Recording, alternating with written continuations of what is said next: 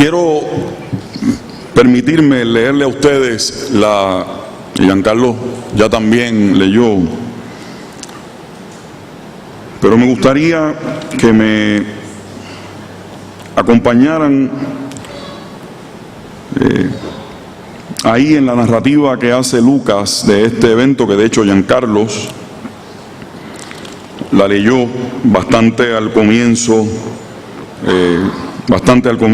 del culto. Y yo quisiera pedirle que vuelvan a considerarla una vez más junto conmigo.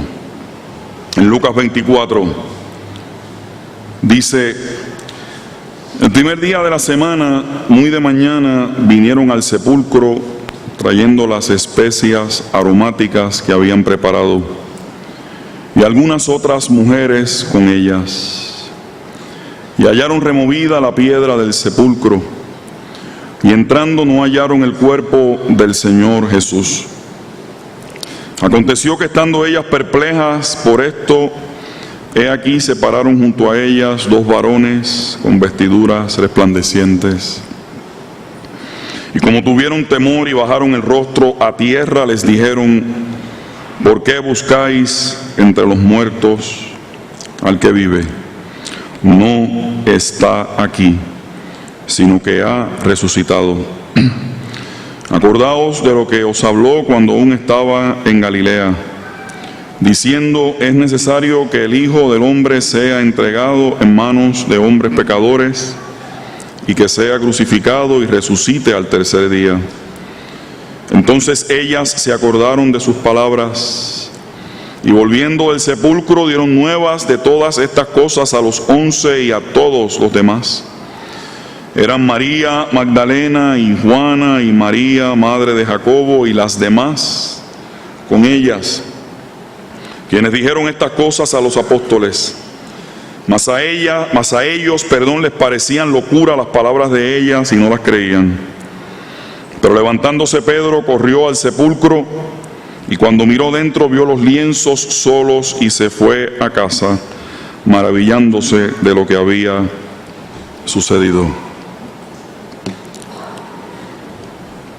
Te ruego, Dios, que las palabras que van a salir de mi boca, que son fruto de las meditaciones de mi corazón, sean para gloria de tu nombre y sean para bendición y edificación de esta hermosa congregación que en esta mañana tú nos regalas.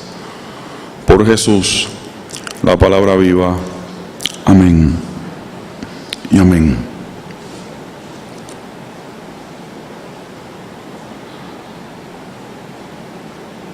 Es curioso notar que en todos los evangelios que se narran la resurrección,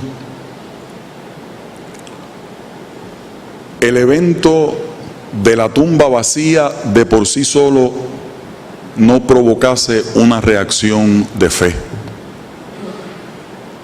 Ninguno de los evangelios dice que por haber visto la tumba vacía eso produjo fe. Sorpresa, temor, perplejidad, agonía. ¿Se habrán robado el cuerpo del Maestro? ¿Habrán profanado el cuerpo del Señor? Preguntas, miradas asustadas. En ningún momento la tumba vacía de por sí provoca una reacción de fe. Y por eso es que es importante que nosotros miremos la dinámica de lo que ocurre en estos textos. Yo escogí leer el de Lucas. Ustedes van a ver, si les da curiosidad por leer lo que ocurre, cómo lo relatan en los otros evangelios. Tal vez les llame la atención que en el evangelio de Mateo y en el evangelio de Marcos solamente se describe que hay un solo varón, hay una sola persona. Incluso en algunos de los evangelios se dice que cuando ellas llegaron al lugar, la piedra estaba todavía allí puesta. En el evangelio de Lucas ya la piedra estaba removida. En uno de los evangelios se dice que entonces ellas oyeron un gran estruendo y entonces fue que la piedra fue removida. Pero aquí en Lucas, que es el que nos ocupa hoy, hay dos personajes indeterminados de momento y ya la piedra está removida. Y yo quisiera en esta mañana, hermanos y hermanas, hacer alusión a tres elementos que me llaman la atención y que los quiero compartir, poniendo el corazón delante de ustedes con mucha sencillez y con mucha reverencia en este día.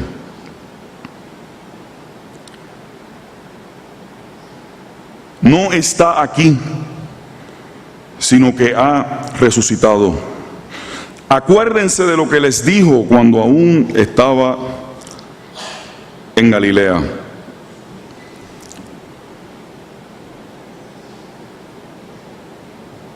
La perplejidad, la sorpresa, el espanto, la agonía, la incertidumbre y las preguntas de las mujeres reciben una respuesta. Posiblemente en el momento en que ellas tal vez razonablemente podríamos pensar que se disponían a salir corriendo de allí, movidas por alguna de estas emociones que acabo de describir, porque no estaba allí el cuerpo de Jesús. Dios busca la manera, en este caso a través de estos dos personajes que están allí, Dios busca la manera de salir al encuentro, en este caso de estas mujeres que han llegado allí al sepulcro, y les sale al encuentro para explicar lo sucedido, para comunicar el sentido de lo que había acaecido, de lo que había acontecido. Y lo que me parece a mí significativo y que es digno que le prestemos atención en esta mañana es que cada vez que en nuestra vida, y si nos fijamos y ponemos atención en esto, podemos sacar un elemento muy edificante y muy constructivo para nuestra propia vida. Cada vez que nuestra vida se enfrenta, a un escenario inesperado, a un escenario no previsto, que no estaba en el libreto nuestro, y que provoca perplejidad o sorpresa o angustia o agonía o incertidumbre, nosotros podemos tener la certeza de que Dios siempre va a buscar y va a proveer el mecanismo para de alguna manera acompañarnos, sostenernos en ese proceso, y tal vez va un poquito más allá también y nos provee sentido para enfrentar ese momento. Con las mujeres lo hizo. Estas mujeres reciben una explicación de lo que está ocurriendo. Y lo que a mí me parece una noticia extraordinaria de esto, hermanos y hermanas, si es que queremos estar alertas a lo que la palabra en esta mañana nos puede querer estar diciendo,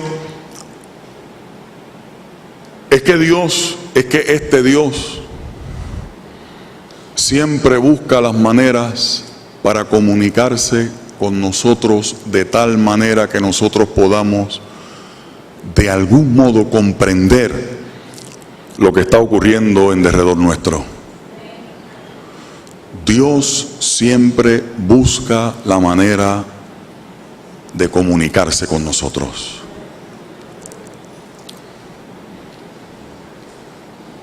Fíjense que no puede ser casualidad que esto lo haga el evangelista Lucas. Y eso lo pensaba, me daba cuenta yo después que salí de la pela que cogí el Viernes Santo, estando aquí, después yendo a la Iglesia Católica a predicar. En un momento de reposo en mi casa, en la noche, volviéndome a enfrentar con el texto bíblico, yo mismo me decía, pero es que no puede ser casualidad que sea Lucas el que presente a este Dios entablando ese puente de comunicación, porque es el mismo Lucas en el libro de los Hechos, cuando todo el mundo está asombrado de que los discípulos están hablando en otras lenguas, pero en otras lenguas, en otros idiomas que la gente podía entender. Es el mismo Dios que también allí en el libro de los Hechos tiende un puente de comunicación para que se puedan entender unos y otros. Aquí también ese Dios tiende un puente para que las discípulas, mujeres, pudiesen entender lo que estaba pasando. Dios nunca se deja de comunicar con nosotros. Dios nunca se ha dejado de comunicar contigo. Que nosotros estemos eslembados o despistados, eso es otra cosa. Yo no sé si todavía esa frase se usa, pero cuando yo era chamaco se dice: si andas por la nube de Valencia. No tengo idea, Marisol Ortiz, por qué yo se habla de la luna de Valencia. Pero si andas por la luna de Valencia, eso no es problema de Dios, el problema es nuestro. Pero en esta mañana el texto de la resurrección nos recuerda que no es meramente porque la tumba estuvo vacía, porque, repito, a nadie le provocó nada que no fuera espanto la tumba vacía. Es porque Dios volvió a tomarse el tiempo para entablar un puente de comunicación para que los seres humanos pudiésemos entender el propósito que Él perseguía. Bendito sea el nombre del Señor. Siempre Dios va a buscar las maneras de comunicarse con nosotros para que nosotros entendamos lo que Él quiere con nuestra vida. Abre tus ojos y abre tus oídos. Abre tu corazón y abre tus sentidos físicos y los espirituales para que veas que Dios constantemente en todos los escenarios de tu vida está procurando maneras de comunicarse contigo. Para que descubras cuál es el derrotero que tienes que seguir con tu vida y con la vida de tu familia. Con tu vida y con tu proyecto de vida, con los que te rodean, con los que amas y para quienes deseas el bien.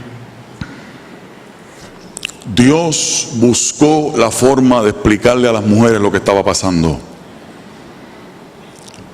El Dios nuestro es el Dios que siempre se comunica con nosotros. Bendito sea el nombre del Señor. La segunda cosa que quiero reseñar en esta mañana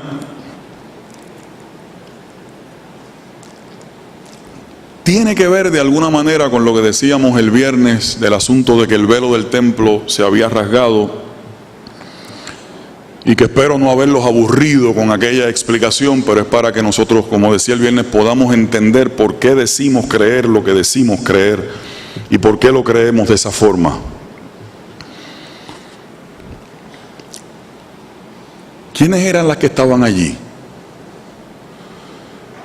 ¿Quiénes eran las que estaban allí? ¿Quiénes eran las personas que estaban allí? Los sacerdotes, los escribas, los fariseos, los del partido de Herodes, Pilato, Anás, Caifás, o la cuadrilla de gángsters en el poder que estaban detrás de ellos. O los de la mafia religiosa judía eran los que estaban allí, los que tenían prestigio, los que tenían honor social.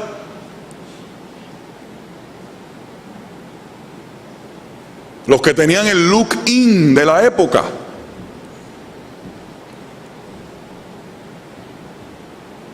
Allí estaban las mujeres. Y estos emisarios de Dios o enviados de Dios o heraldos de Dios, como usted los quiera llamar, que vienen precisamente para dar esa explicación, para dar cuenta de lo que está pasando. No les dicen a las mujeres: llama a tu marido para hablar con él, o llama a los discípulos autorizados, los que tienen la etiqueta oficial. Escuche bien esto que voy a decir.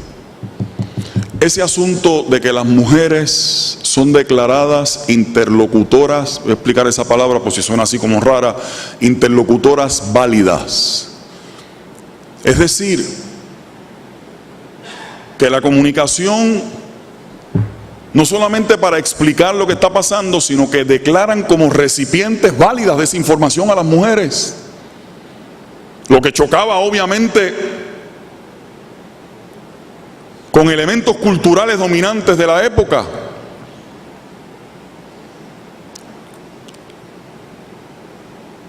Este Dios aparece hablando con las mujeres, con las que no contaban, con las que no eran tenidas en cuenta, con las que eran ciudadanas de segunda categoría, con las que, a menos que no tuviesen la capacidad para parir, poco servían en la sociedad. En esa visión que había, aunque sabemos que todavía quedan muchos vestigios de eso en nuestro país y en otras partes del mundo también.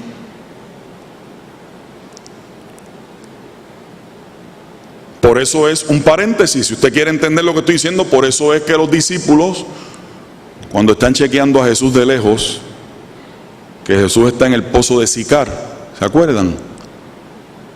¿Se acuerdan de Jesús en el pozo de Sicar? Y se le acerca ¿a quién? A una mujer de reputación dudosa. Y Jesús empieza a hablar con aquella mujer, los discípulos acá, porque ¿cómo se llama el programa ese? Lo sé todo, ¿qué se llama? Y el otro es Dando Fogata. Dando Candela, como lo ven, Lo sé todo y Dando Candela no son inventos modernos. No son inventos modernos, estos son unos copiones. Hace tiempo que empezaron esos programas, los discípulos de lejos empezaron a decir: adiós, mira, Jesús está. ¿Ustedes no se acuerdan de eso? Adiós, mira con quién Jesús está hablando. Y el lenguaje que usan incluso es de que Jesús posiblemente le estaba haciendo un approach. No se escandalicen, porque esa era la mentalidad de la época. Entonces ellos sabemos lo que Jesús estaba haciendo, pero en la mente de ellos, la visión de ellos, por eso es la sorpresa. Dice: ¿qué hace Jesús hablando con esta mujer en público? Por eso es que esta mujer está saliendo a esta hora, porque esta hora con ese sol como está no sale nadie. Por eso es que ella sale a esta hora.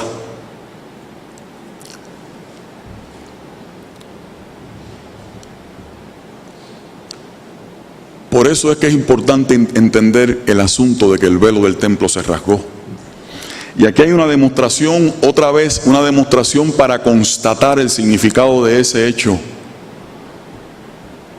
De que toda persona, no ahora meramente las mujeres, sino toda persona que siente que no cuenta, que no es incluida, que no es parte de, por la razón que sea, las mujeres y toda persona que se sienta de esa manera son declarados como parte de, son declarados interlocutores válidos, son declarados recipientes válidos de la verdad, y no de cualquier cosa, de la verdad más grande que habría de anunciar el cristianismo, porque como dijo el apóstol Pablo: si Cristo no hubiera resucitado, vana sería nuestra fe.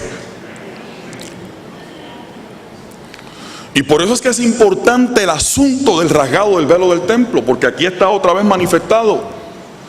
Este Dios presente a través de estas personas que están aquí, con quien habla es con esas que para los demás no contaban.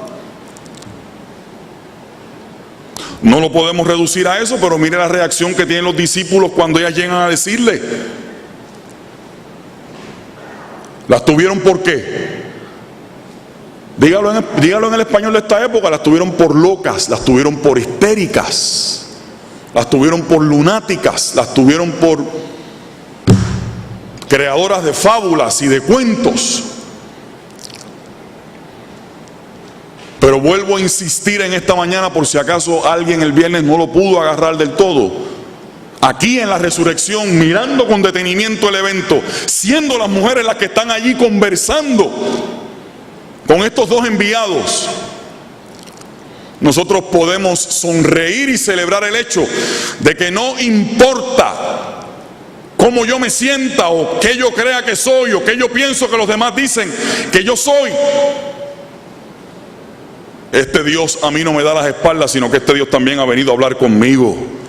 Este Dios también ha venido a incluirme a mí. Este Dios también ha venido a conversar conmigo. Este Dios también ha venido a comunicarse conmigo. Este Dios ha venido a revelarme su propósito. Este Dios ha venido a hacerme parte de su proyecto, de su noticia, de su agenda, de su propósito. Y yo bendigo el nombre de Dios por eso, porque nadie queda fuera, ni en la cruz, ni en la resurrección.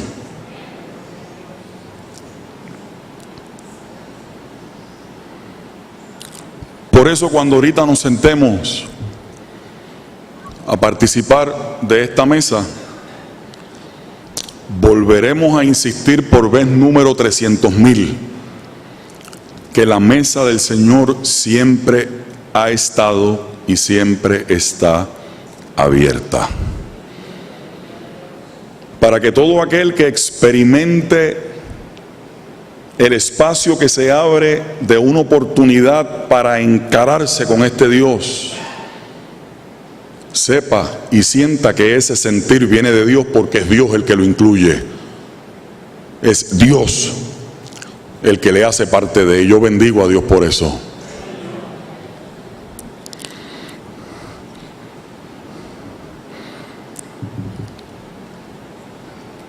Termino con lo siguiente. En el Evangelio de Lucas se revela también esa tensión y esa contradicción que está en todos los evangelios. Si la memoria no me traiciona, por lo menos en 4 ocasiones, Jesús les había dicho como elemento preparatorio a la gente que estaba cerca de él lo que venía para encima. ¿Recuerdan? Es necesario que el Hijo del Hombre, de diferentes formas lo hizo el Evangelio, ¿verdad? Pero parafraseando, es necesario que el Hijo del Hombre padezca y sea entregado en manos de pecadores, y que pase así, sea crucificado y en tal término de días resucite. En el Evangelio de Lucas, así de momento ahora, en el capítulo 9, en el capítulo 13, en el capítulo 22, y el otro está por ahí, por el medio, entre el 17 y el 18. No preciso ahora recordarlo exactamente, pero por lo menos en 4 ocasiones Jesús ha dicho lo que viene.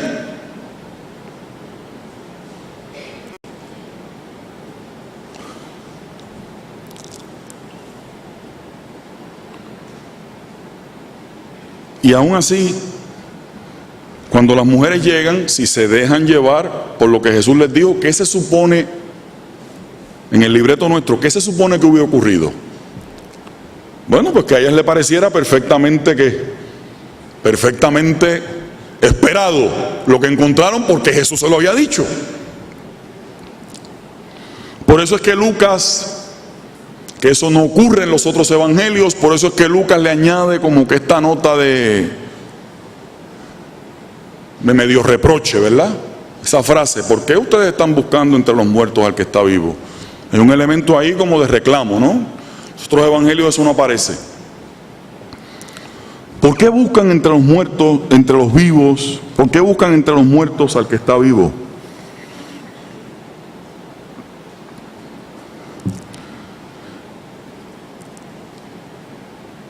Y yo quiero confesar que me quiero aprovechar del motivo de esa pregunta para yo aquí hacer una pregunta que me lo estoy haciendo primero que nada a mí mismo.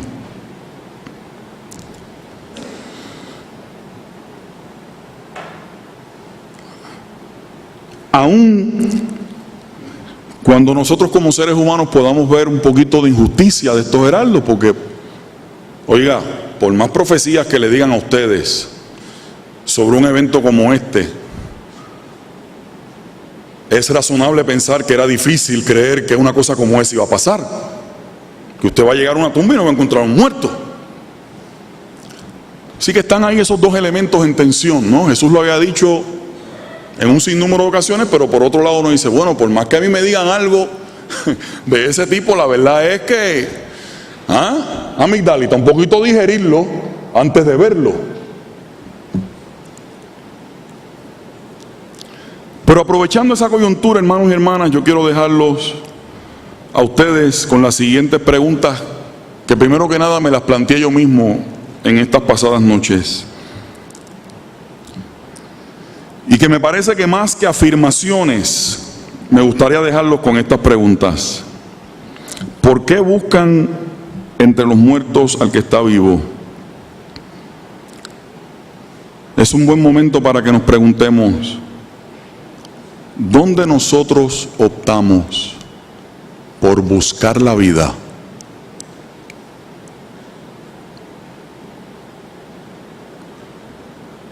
¿Dónde nosotros y nosotras optamos por buscar la vida?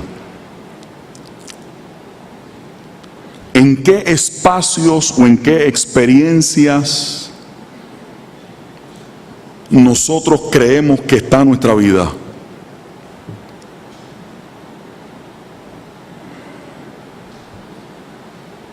¿Hacia dónde o hacia qué lugares?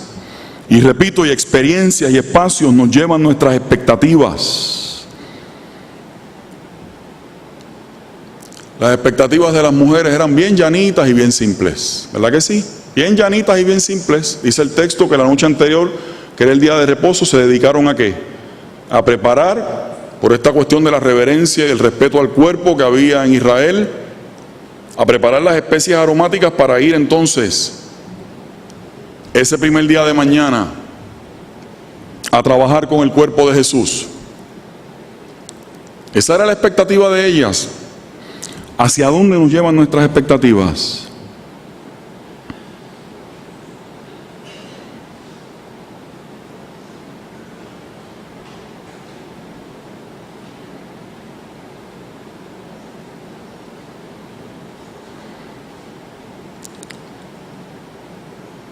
Me interesan hoy más las preguntas que se hagan que las respuestas que podamos dar.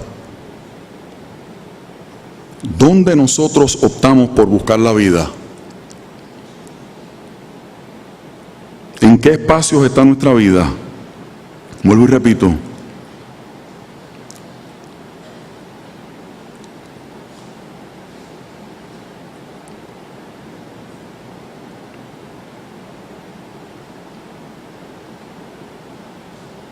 Déjenme poner la cosa un poquito más seria.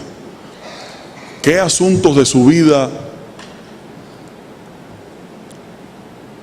que se supone que Dios o usted ya los hayan enterrado, todavía usted va a la tumba para volver a buscarlos?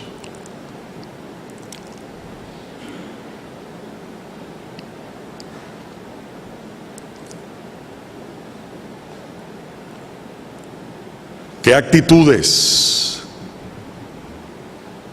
qué experiencias, qué pensamientos, qué decisiones que se supone que hayan quedado enterradas en el pasado, todavía vamos a la tumba a buscarlas?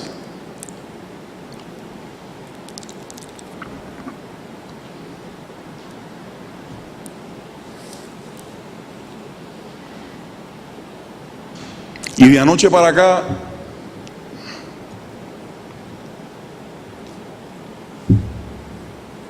les confieso que pensé que si hoy Dios enviara a dos personajes similares a estos, a hablar con muchos de nosotros,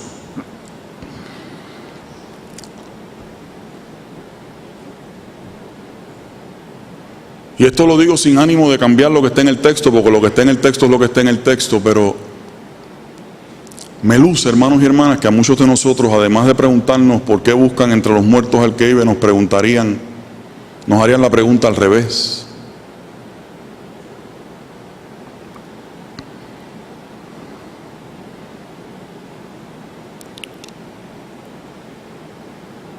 La pregunta al revés es: ¿por qué tú estás buscando entre los vivos lo que ya está muerto? La pregunta al revés. En vez de por qué buscas al que vive entre los muertos, ¿por qué buscas entre los vivos lo que ya está muerto? ¿Por qué buscas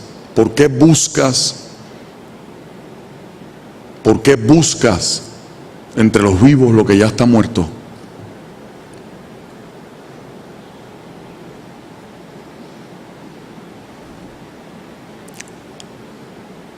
¿Cuántas personas se aferran a experiencias del pasado que les marcaron, que les lastimaron, que les golpearon, que sí dejaron alguna huella de dolor, de amargura, de rencor, de angustia, de quiebra emocional y existencial? Y no acaban de entender que el propio Dios nos invita, no es a olvidar eso, sino a enterrar los efectos que eso ha tenido en la vida tuya o en la vida mía. A enterrar los efectos que eso ha tenido en la vida tuya y en la vida mía. Y todavía nosotros queremos buscar entre lo vivo o entre los vivos lo que ya debe estar muerto.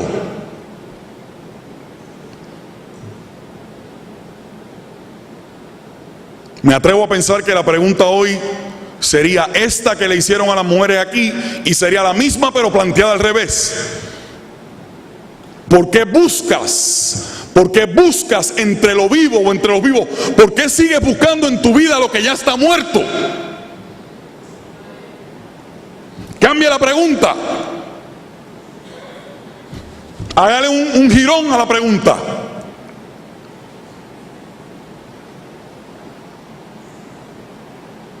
Y pienso en mi país. Y pienso en mi país, que no se da cuenta que todavía está buscando en lo que ya son escombros del pasado las respuestas de vida para el día de hoy.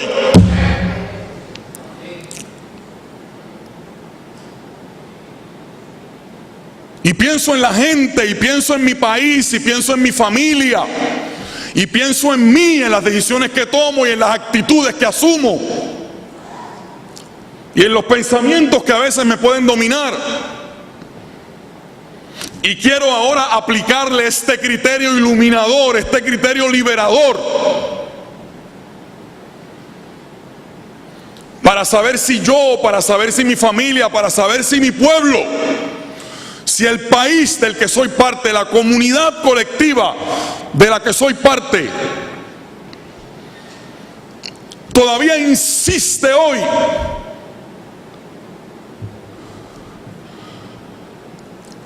en buscar en lo que ya son escombros del pasado las respuestas que necesitamos para hoy, los caminos que necesitamos abrir hoy, las opciones que tenemos que caminar hoy, con todas las dudas y con todas las preguntas que eso puede, porque nadie se llama engaño, hermanos y hermanas.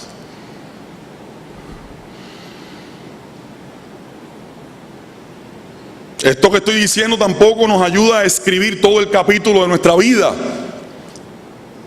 Nosotros como quiera somos los responsables, sí, con la ayuda del Señor, pero nosotros somos los responsables, cada uno en su foro individual es el responsable de salir caminando a seguir forjando su propio destino y su propio derrotero. Yo no sé ustedes, pero yo pienso en cada uno de nosotros individualmente, también pienso en nuestro pueblo.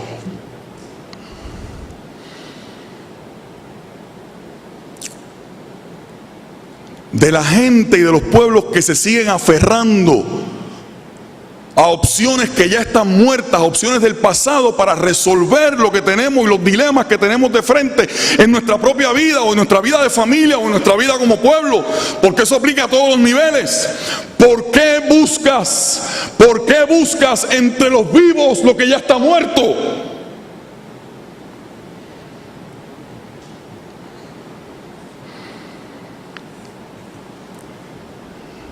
Nadie se vaya a asustar. La pregunta que está en la Biblia es: ¿por qué buscas entre los muertos al que está vivo? Lo que estoy diciendo es, figúrese qué ocurre si usted se hace la pregunta al revés.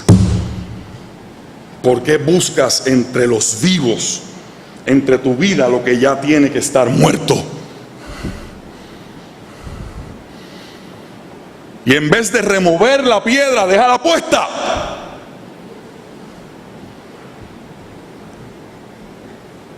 Remueve la piedra para salir a la vida.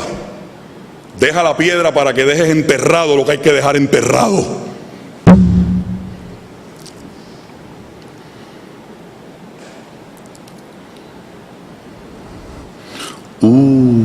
¡Qué silencio! ¡Qué silencio!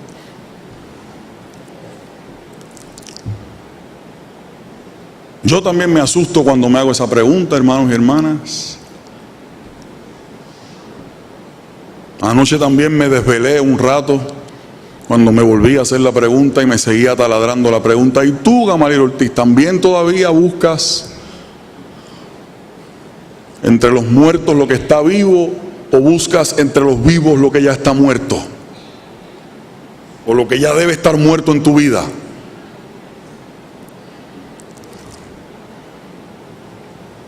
Y eso a nivel familiar, y eso a nivel colectivo. Y cuando pensaba en el nivel colectivo, los niveles del desvelo crecían más todavía. Crecían más todavía.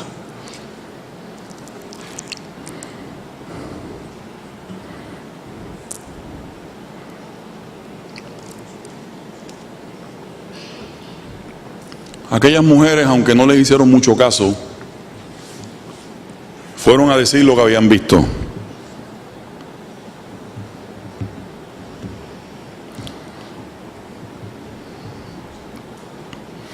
A mí se me ocurre pensar, hermanos y hermanas,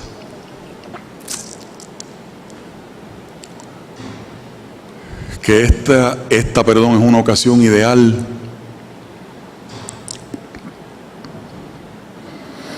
para que nosotros demos el testimonio en nuestra propia vida de hacer ese ejercicio, de dejar de buscar entre los muertos lo que está vivo, y de dejar de buscar entre los vivos o entre lo vivo lo que ya está muerto. Y yo les aseguro a ustedes, yo tengo la fuerte sospecha que si nosotros hacemos con honestidad ese ejercicio que yo les estoy invitando, los resultados para nuestra vida y para la vida de los nuestros, los resultados van a ser muy buenos.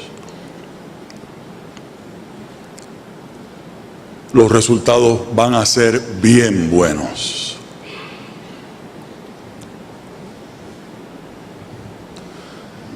Porque me luce que entre ese juego de preguntas,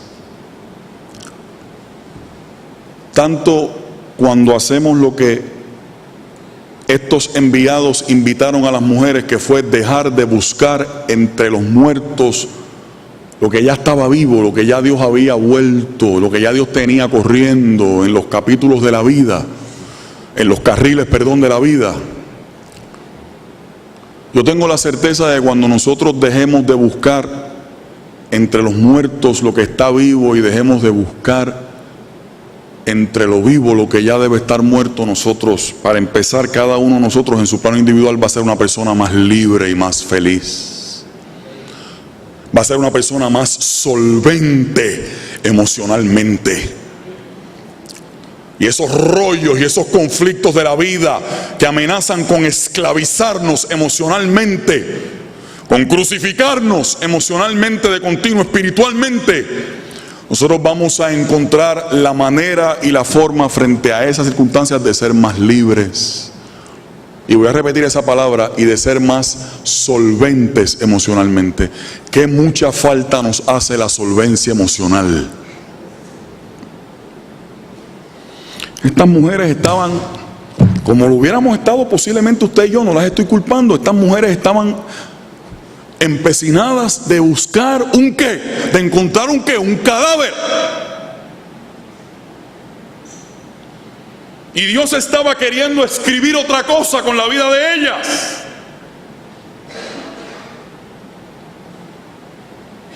Estas mujeres iban dirigidas a un ejercicio que era muy noble, muy loable, muy digno, pero que tenía que ver con eso, con el asunto de ir allí a validar lo que eran ya sus expectativas de la muerte, del sufrimiento, de la tristeza.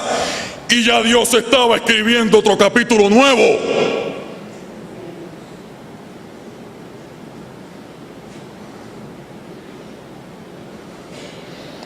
Cuando tú y yo vamos a acabar de ponerle el punto final al capítulo que hay que dejar atrás para empezar a escribir el capítulo nuevo que Dios quiere escribir con tu vida?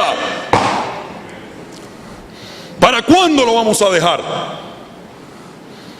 ¿Hasta cuándo lo vamos a posponer?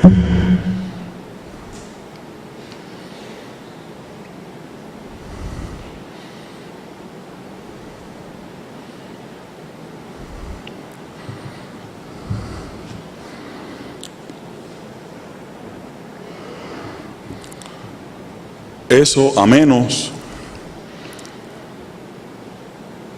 que nuestra meta de vida sea seguir arrastrándonos en esas mismas expectativas. y adquirir el grado postdoctoral en victimología. Sí, porque hay gente que también le gusta ese traqueteo y ese rollo. ¿Verdad que sí, negra? Usted lo ve que están ahí reciclando. En vez de reciclar los envases del jugo de China y de la lata de habichuela, eso sí hay que reciclarlo, Lucas. Pero en vez de reciclar eso, siguen reciclando la misma mercocha, ¿verdad? Porque estoy en el altar. Siguen reciclando la misma vaina. Y en la licuadora de aquí adentro de la ecuación de la vida siguen echando los mismos ingredientes, Otto, y no salen de ahí. Y si ponen los mismos ingredientes, ¿qué va a salir de la licuadora?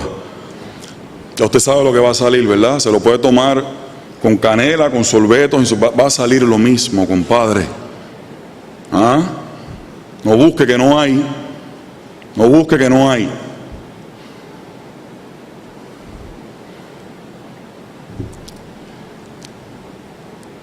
Mire, si cuando el ángel le hace cuando los personajes estos, los ángeles, como usted lo quiera llamar, le hacen la pregunta a estas mujeres, lo que quieren es precisamente que ellas puedan brincar la valla y ver lo otro que hay.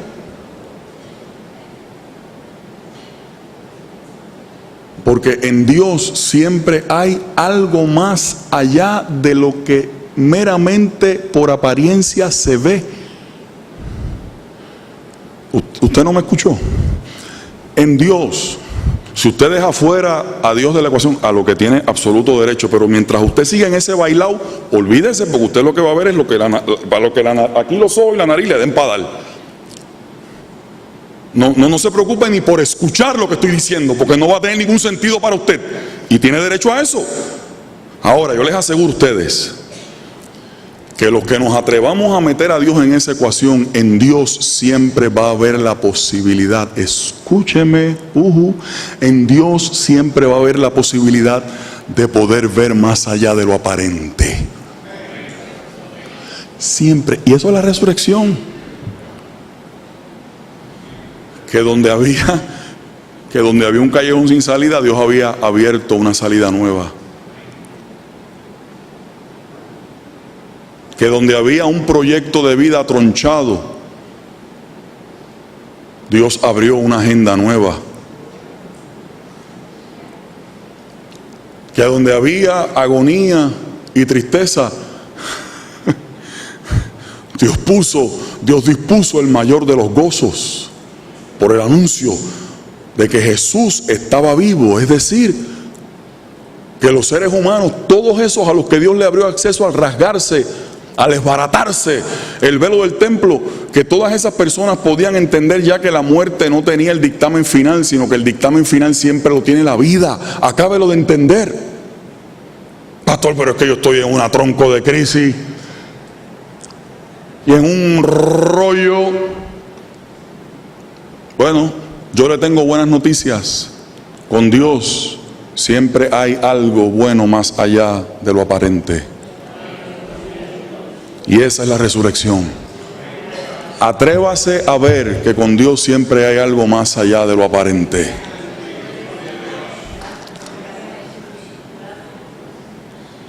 Libérese y sacúdase. Y atrévase a ver algo más allá de lo aparente, porque en Dios siempre hay una realidad más allá de lo aparente. Más allá de lo siempre hay algo que se puede ver más allá de lo visible a nuestros sentidos.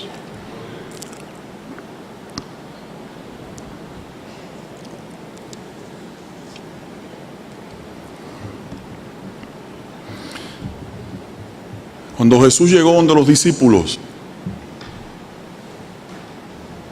voy a poner la Biblia ahí para que se crean que estoy terminando.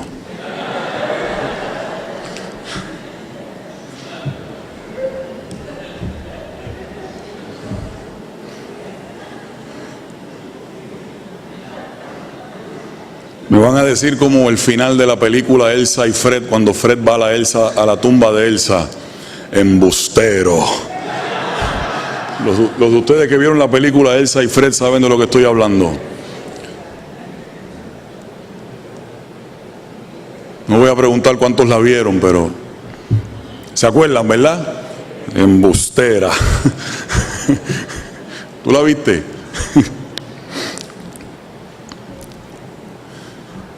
Cuando Jesús llega donde los discípulos, encontró a los discípulos en igual estado de perplejidad. Y el sermón del domingo que viene, para ustedes que les interese, va a ser de alguna forma un seguimiento de porque quiero conversar con ustedes sobre lo que Jesús hizo con los discípulos cuando los encontró en ese mismo estado.